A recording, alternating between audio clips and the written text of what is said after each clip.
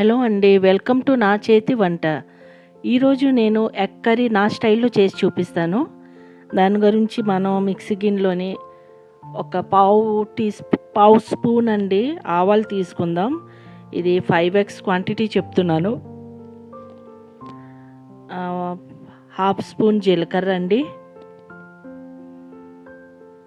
పావు స్పూన్ ఆవాలు, half spoon జీలకర్ర, ఆనియన్ ఒకటండి, అల్లం వెల్లుల్లి ముక్కలు తీసుకుందాం. కొంచెం చిన్న ముక్క అల్లం, వెల్లుల్లి రెబ్బలు ఒక 8, టమాటా 2 అండి. ఇవన్నీ మనం మిక్సీ గిన్నెలోని గ్రైండ్ చేసి పేస్ట్ తయారు చేయాలండి. ఈ ఎగ్ కర్రీ అండి రోటీతోటి చావలతోని చాలా టేస్ట్గా ఉంటుంది. మీరు ఈ విధంగా చేసి చూడండి. ఇదిగోటండి నేను పేస్ట్ చేశాను. మీకు ఈ రెసిపీ నచ్చితే లైక్ అండ్ సబ్స్క్రైబ్ చేయండి. నేను 5x తీసుకున్నాను బాయిల్ ఎగ్, దానికి నేను పసుపు రాసుకున్నానండి. ఇప్పుడు ఈ 5x మనం ఆయిల్లోని ఫ్రై చేసుకుందాం. ప్యాన్ ఏమో నేను గ్యాస్ మీద పెట్టాను, కొంచెం ఆయిల్ తీసుకున్నాను. ప్లీజ్ అండి, మీరు వీడియోస్ చూస్తున్నారు కానీ లైక్ అండ్ సబ్స్క్రైబ్ చేయట్లేదు. మీ లైక్ అండ్ సబ్స్క్రైబ్ నాకు చాలా చాలా అవసరం అండి. ప్లీజ్ అండి, లైక్ అండ్ సబ్స్క్రైబ్ చేయండి, ఇది నా రిక్వెస్ట్ అండి. బెల్ ఐకాన్ బటన్ కూడా ప్రెస్ చేయండి, నా కొత్త వీడియోస్ నోటిఫికేషన్ మీకు వస్తుందండి. నేను 5x ఆయిల్లో వేసుకున్నాను.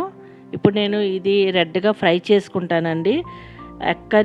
ఎగ్స్ మనం ఆయిల్లో బాగా ఫ్రై చేసుకుంటే ఎగ్ కర్రీ టేస్ట్ చాలా బాగుంటుందండి, రుచిగా ఉంటుంది. పిల్లలకి ఈ విధంగా మనం క్యారేజ్కి మార్నింగ్ క్యారేజ్కి లంచ్ బాక్స్లో కడితేనండి చాలా ఇంట్రెస్ట్గా తింటారు, చాలా టేస్టీగా ఉంటుంది. ఇది రోటీతోటి చావలతోని పెద్దవాళ్ళు ఉన్నాయి, పిల్లలు ఉన్నాయండి, చాలా బాగా తింటారు ఇష్టపడి.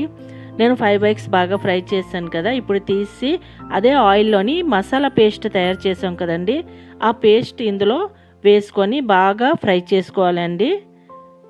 పచ్చివాసన పోయే వరకు మనం ఫ్రై చేయాలండి ఆయిల్లోని. మీకు ఈ రెసిపీ నచ్చితే లైక్ అండ్ సబ్స్క్రైబ్ చేయండి. ఈ రెసిపీ స్కిప్ చేయకుండా ఎండ్ వరకు చూడండి, మీకు చాలా నచ్చుతుందండి.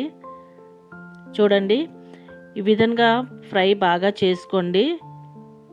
పచ్చివాసన పోవాలండి, లేకపోతే ఎగ్ కర్రీ టేస్ట్ బాగుండదు.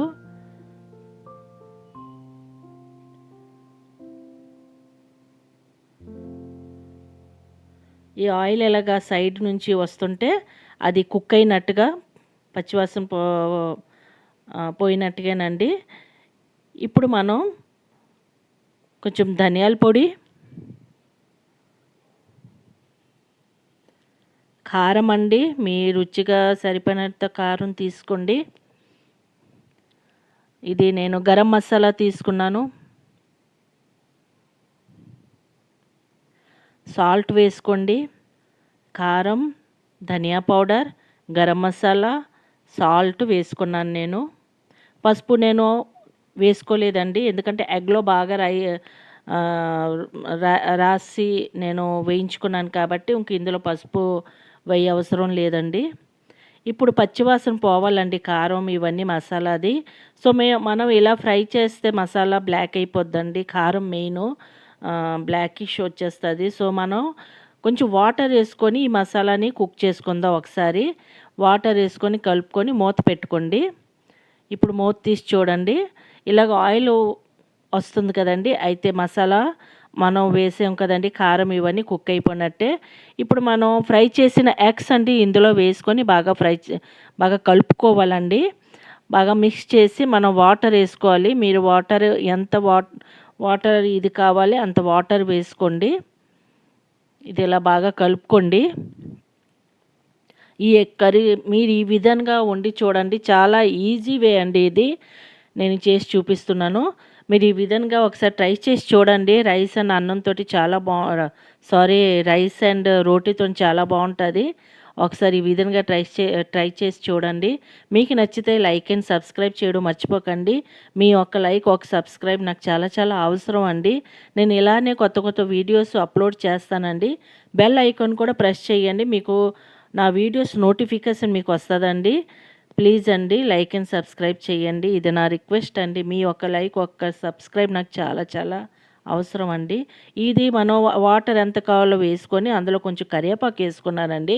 కరివేపాకు వేసుకుంటే ఏంటంటే కర్రీ టేస్ట్ బాగుంటుంది. చూడండి ఒక 5 మినిట్స్ తర్వాత మీరు మూత తీసి చూడండి ఎంత బాగా కుక్ అయిపోయింది. చాలండి 5 మినిట్స్ చాలు.